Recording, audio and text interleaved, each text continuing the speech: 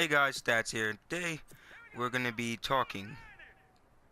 It sounds basically basic as it is, but it's not like that. We're talking about, like, as you see on the screen, sports news. And we're gonna start off with a simple subject about starting QB position. And I'm using the two teams who are focusing on that at this point, before the season begins. They have. Let's start off with the Texans. Texans with the first round pick, Deshaun Watson from the University of Clemson, gave them an extra spot at the QB position. I don't know if that really helped out with that. Then because they already had two quarterbacks on the roster position with Brandon Wheaton and Tom Savage. I'm starting off this scrimmage with Tom Savage, see what he can do. And then Deshaun Watson, and then last but not least, Brandon Wheaton. Then I'm gonna swap sides, go for Cleveland, and see who can do better on that side. At this point, in my opinion, Deshaun Watson should be starter because he has enough potential and he has enough skills to become a starter. In Clemson, he won a state championship, which gives him proof that he can lead a team to a championship and win it. And yeah. And some other people are saying the same thing for Patrick Mahomes and Mitchell Trubisky. But the thing for Patrick Mahomes, there's an upside and downside for people like him. The upside is his arm strength, which is his deep throwing ability, which he can throw hella far. And then there's his footwork, and then there's his downside, the pros and the cons. And what's you're gonna do the con? The con is his footwork and his decision making, aka his awareness. He might not make the best decisions when it comes to that. When it comes to throwing deep, he knows what he's doing and other things. It's the same thing for Derek Barnett. He's a skilled pass rusher and a good tackler, but he over pursues a bit too much. Most of the time when he over pursues, it turns into a really good play for the offense and the opponent team. But hopefully the Philadelphia defensive coordinator and other people and the coach himself can help out with that. And let's get back to the point. Tom Savage right now, he's doing decent, not much good on the ground, but him running, but getting some passes off, getting some decent gains. As you can see, I'm firing it straight to Lamar Miller, who's at the receiver position. And then as you can see, running with Miller, going from right to left, zigzagging across the field, took him down. And as the Cleveland Browns, I did a bit of roster editing and all that. So basically, I just put some rookies or the least experienced players in this lineup, except for the Texans, because I was too busy doing other teams. I forgot about them, and I decided, okay, then I'm just gonna move on with this. So we're moving on with it, and we're seeing what Tom Savage can do. I'm gonna give him a few more plays, and then I'm gonna move on to the next quarterback, which is Deshaun Watson, and so on until I reach the Cleveland Browns. Since the Texans only have 3, and the Browns I think have 4, which is one quarterback more, including Brock Osweiler, who doesn't, in my opinion, count as a QB. People are saying he was good in the previous seasons. No, he wasn't. He had help. So that's not really his skill. That's really Peyton, because he assisted him with that, and Peyton did win the Super Bowl that season. Now we're moving on to Deshaun Watson. We're gonna start off with a run play with Lamar Miller, getting gain of 2 or 3, not that much for all I know, on the ground again.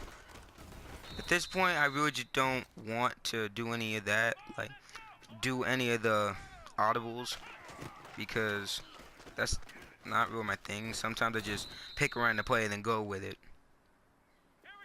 Other than that, I think it's not much of a good start for Watson right now. Firing to Zach. Fedora Wicks picked off. Not that good. At this point, it's not much of a good start at this point. overthrow by Deshaun Watson to DeAndre Hopkins, and that's what we're gonna be seeing most of the time.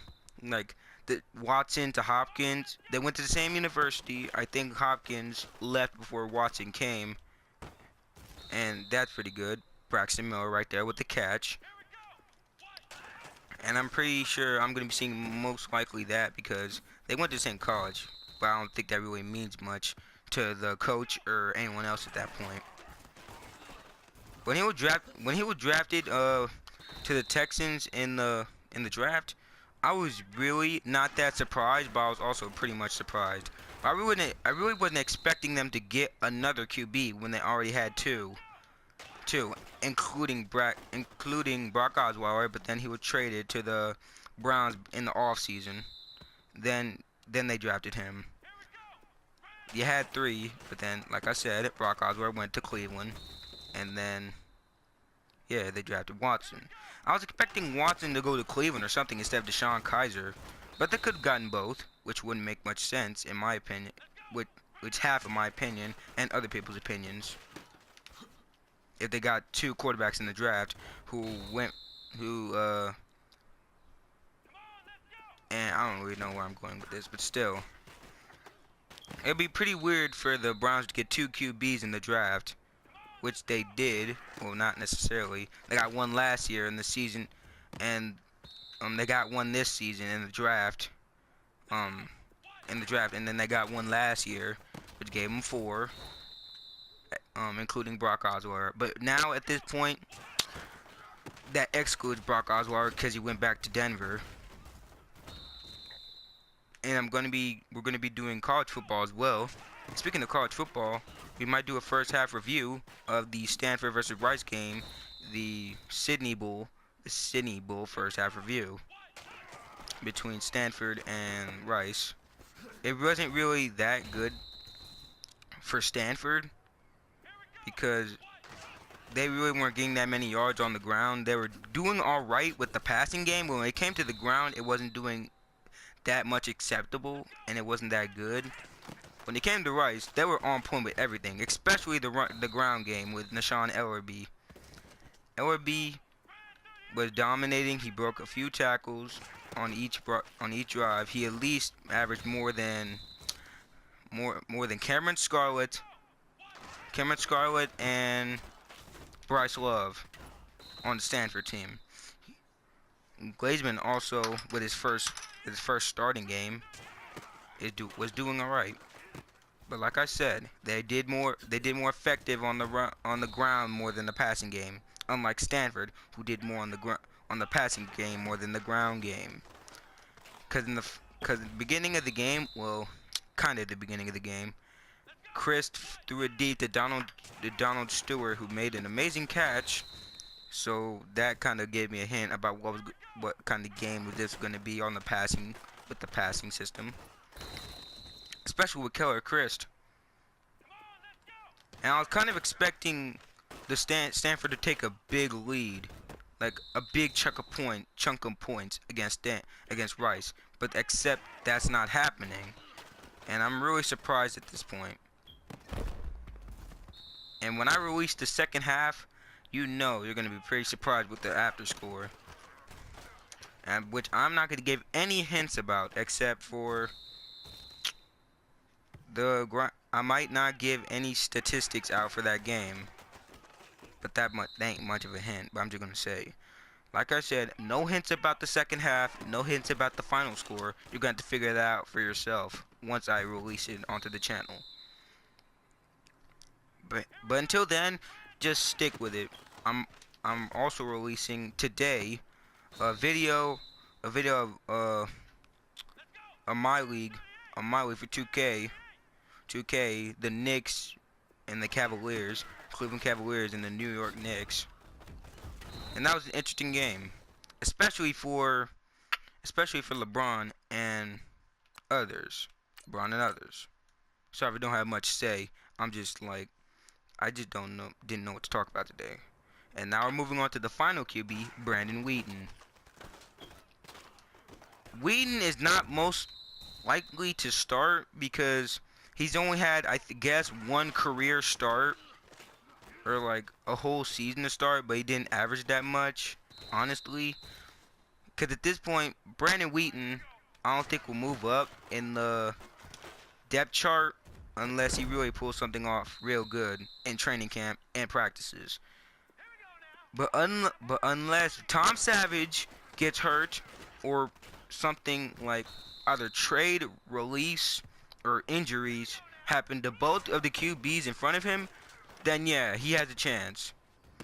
But just in case that happens and they don't sign someone, yeah, they will. But if they sign someone, like trade for someone, like, or do something like that, then no, he won't at this point. I'm just experimenting to see who would go better with this while talking about this. Up next will be some training camp review. I'm going to be putting clips on the screen while reviewing on them, talking about the latest news about some of the people on the clips I show you, especially for Sidney Jones, who is participating in the non-contact drills because of his Achilles injury during pro day. And the same thing's happening for Garyon Connolly and Malik Collins of the Cowboys. Collins with a bit of a leg injury will have to do non-contact drills and be put on the physically unable to play list, the PUP, as known as the PUP list. So that's the thing for those three. And let's talk about Patrick Mahomes of the Kansas City Chiefs. Mahomes, like I said, has some pros and cons, especially one pro and two cons at this point.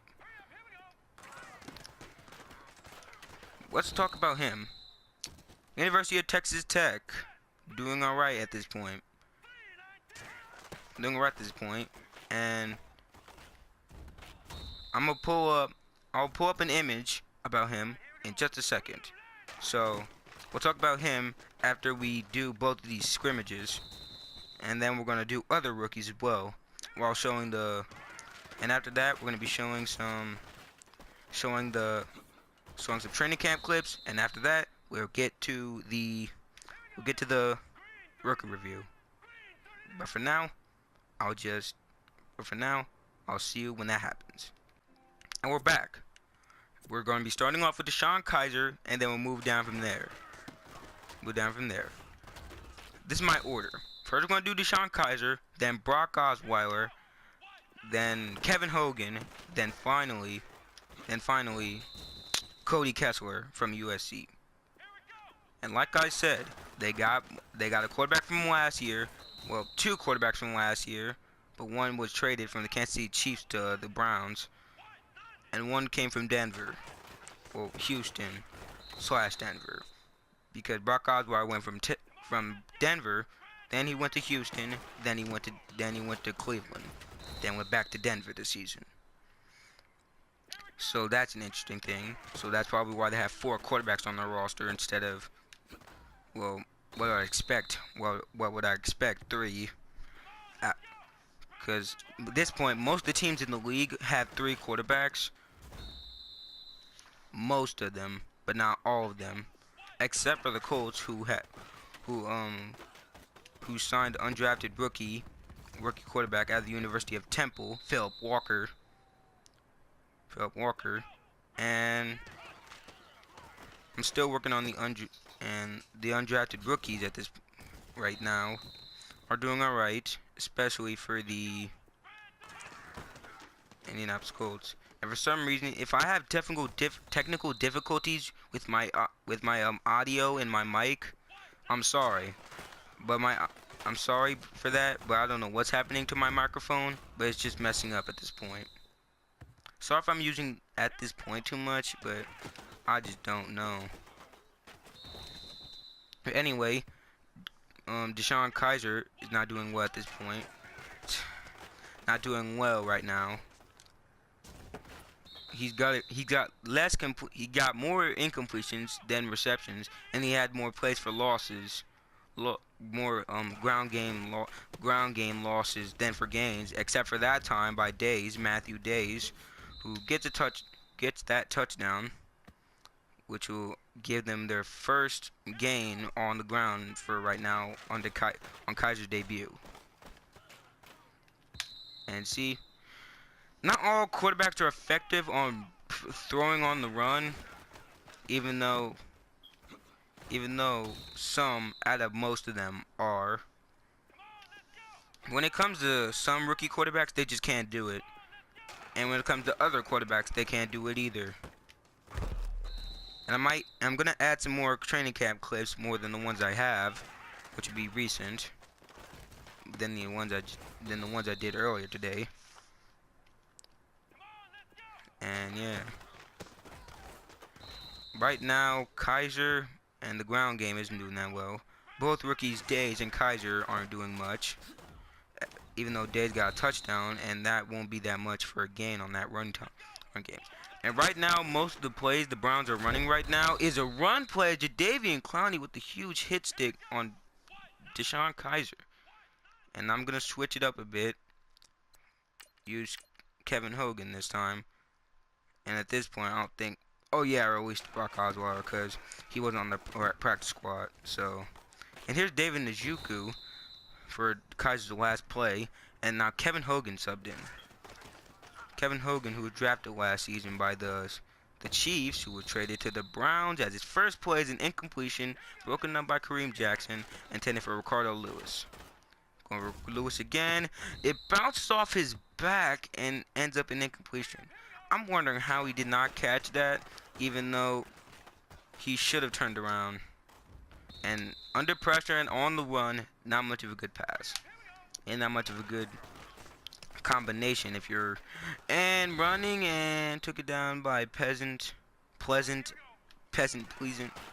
whatever. And again, Hogan throws an interception to Pleasant after he just got sacked by him. Right now, and then we're going to switch it up a bit with the Wildcat. Days are going to run with it. Getting taken down easily by McKinney. Wasn't that long. And then Hogan gonna throw it to Higgins, who does not catch it.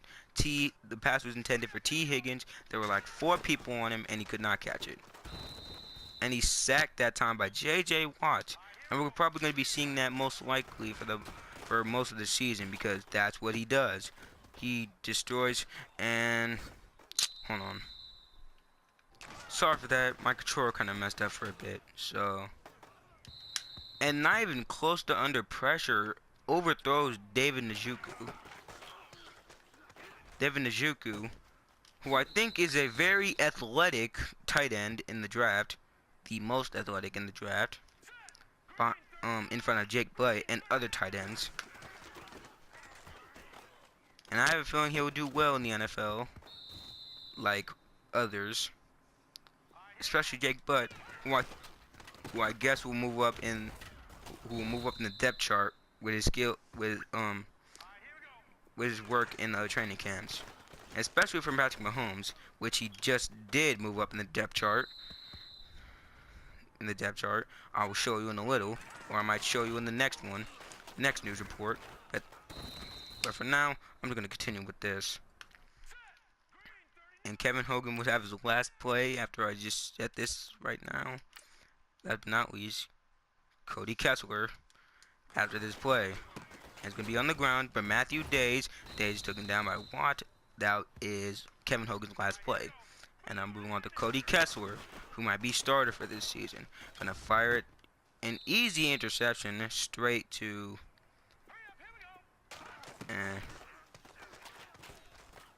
going to throw it under pressure on the run too to Ricardo Lewis. Easy catch. David Njoku is going for the post route toward the sideline. Gonna throw it to him. And an overthrow by Cody Kessler intended for David Njoku. Like I said, post route near the sidelines again for David Njoku. Gonna go for it. And 2 people almost caught it over Kareem Jackson but couldn't hold on. Gonna run it outside with Matthew Days. Days bounces outside behind the blocker, tries to hit a juke, but gets hit hard by McKinney. Play action. Gonna throw it to Days. Tried to hit a juke, but the wrong juke, and gets taken down by number 30, Johnson. Gonna run the ball with Vitali. Doesn't go much anywhere. Probably a gain of 1 or 2, but probably a no gain because of that hit bouncing backwards. The Juku, again, with not much of an effective juke, taken down by Johnson, going backwards well. Hail Mary, firing it up. T. Higgins gets picked off, but from behind. I don't know how he managed to do that, but still.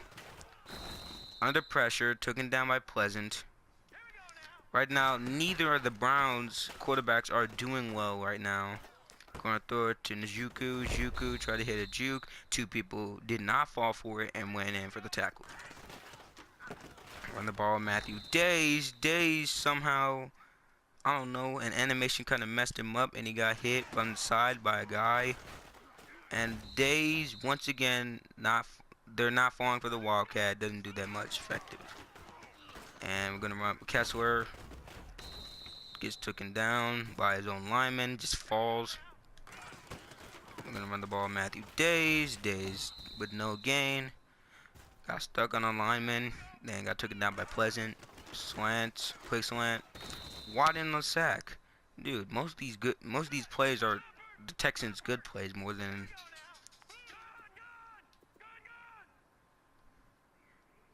Let's see this real quick. Throw underneath. Njoku with the catch, but tackled by Johnson and DJ Reader for, I guess, a gain or a no gain. Intended for TJ Higgins. Johnson breaks it up. Play action. Vitali going out the backfield to the sideline, going to Ricardo Lewis. Tried to hit a juke, but I hit it the wrong way.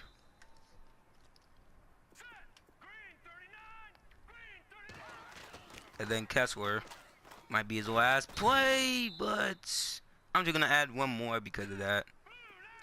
And it'll be a screen straight to Days. Days going to bounce outside. He tried to hit a juke on Kareem Jackson. Doesn't really matter. Almost breaks off and then took it down by Jadavian Clowney. And now we're going to move on to the rookie review after this. See you then. We're going to start off with the quarterback Patrick Mahomes. First round, 10th overall by the Kansas City Chiefs. And Mahomes was named first #1 QB out of 5, which are below, for the most passing yards under pressure, which was 1,556 yards. Above Clemson's Deshaun Watson with 1,028. Cooper Rush from Central Michigan for 995. Joshua Dobbs from the University of Tennessee with 957. And Brian Higgins with 919. The next rookie I'm going to be reviewing, which is my second, is defensive end Derek Barnett from the University of Tennessee, drafted first round, 14th pick by the Philadelphia Eagles, who was number 2 in total pressures in 2016, behind Hunter Dimmick from the University of Utah, and he was in front of Trey Hendrickson from Florida Atlantic, Jordan Willis from Kent State, and Terrell Basham himself from the University of Ohio. And here's a pressure production per game graph, which I'm going to show you. As you can see, here in some of the games, well, 3 out of the 14, he had 2 or 3 sacks minimum. His total pressure is at the corner. His QB hurries is the 3rd in the row, and the 2nd in the row is QB hits, and the QB sack is in the 1st row. The number 3 rookie I'm going to be doing is Myles Garrett, defensive end from the University of Texas A&M, first round, first pick for the Cleveland Browns, who had the best overall grade among end defenders, known as defensive ends, in 2016 with 92.1, above Tennessee's Derek Barnett with 91.9, Florida Atlantic's Trey Hendrickson with 91.6, Kent State's Jordan Willis with 91.4, and Utah's Hunter Dimmick with 90.6.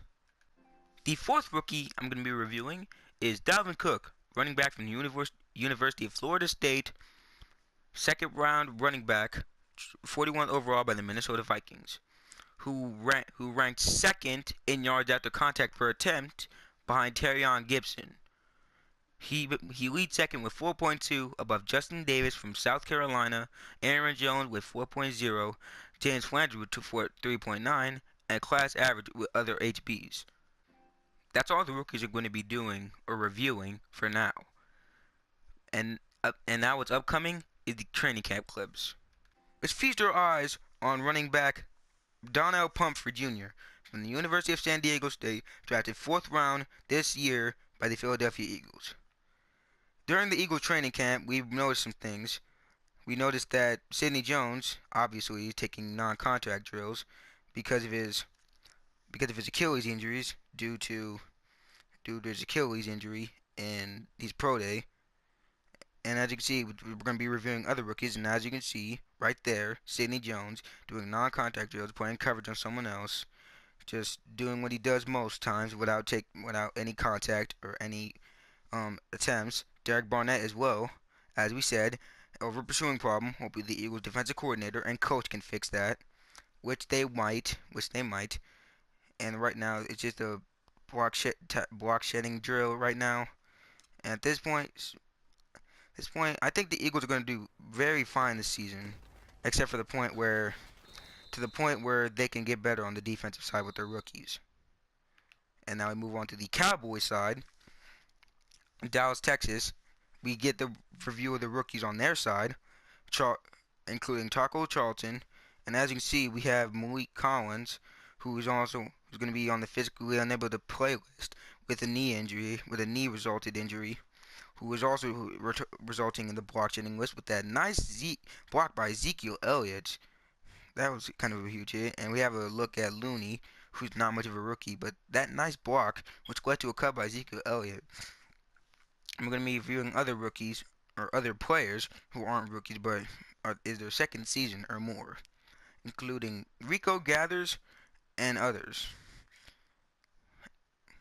And then we have a look at Cooper Rush from the University of Central Michigan.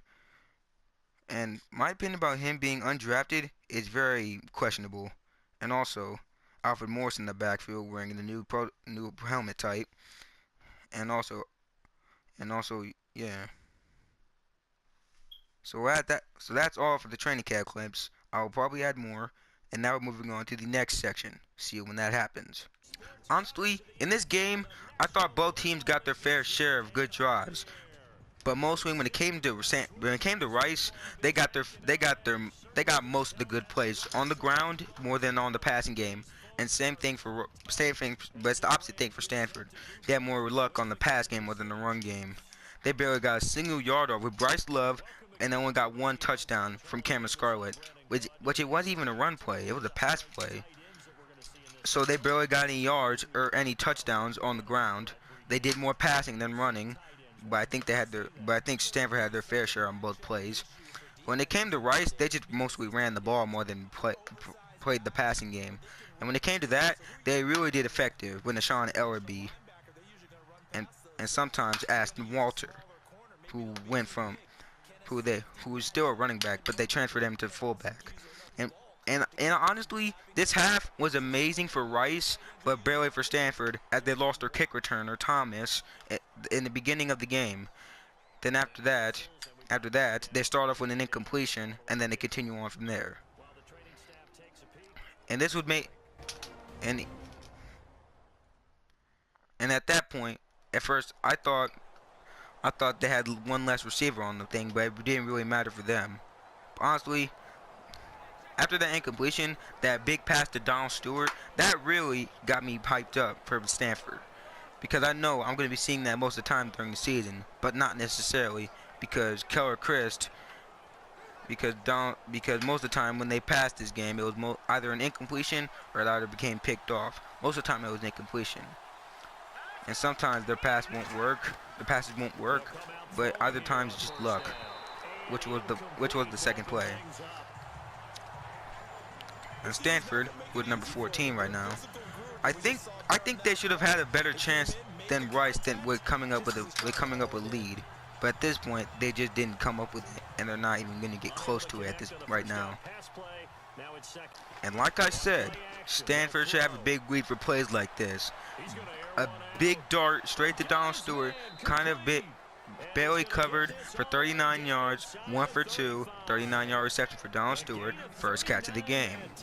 That's what we should be seeing, and that's what should happen, and that's why I think they should have had the lead at this point. Because with passes like that, when they're barely covered and it's a straight dart downfield, then you know they should have caught that, and then you know they should have had the lead. Because at this point, I don't know if the defense just kind of overlapped them at this point, or they just couldn't keep up with it because they knew they couldn't keep up with the same strategy because they would probably figure it out soon.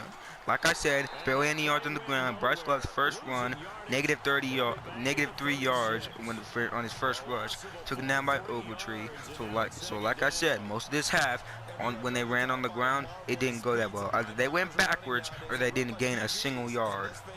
I can't tell if the lineman didn't block or decide to block, or there was just a problem and they were clogging up all the gaps in open lanes for the running back to run. And still, I don't know how they did not manage to take lead. I don't think they even took a first lead or anything. Rice took the first lead of the game and scored the first points. And look at that. Akinibu with the tackle. He might have broken off it, but that tackle attempt by Akinibu knocked Bryce Love backwards, and then the tackle by Patterson got him for a loss. That's what I call teamwork. First, one guy knocks him backwards, then the other guy comes and finish the job for a loss. And that is the kind of defensive players I would like to see. One guy knocks someone backwards off an attempt, and then someone coming to finish the job, instead of knocking them backwards and them getting back, and them getting back up, recovering from that hit, and going for first downs. And ladies and gentlemen, that is all I have for today. I'll do more stuff like this, so please like and subscribe, and I'll see you another time. See ya.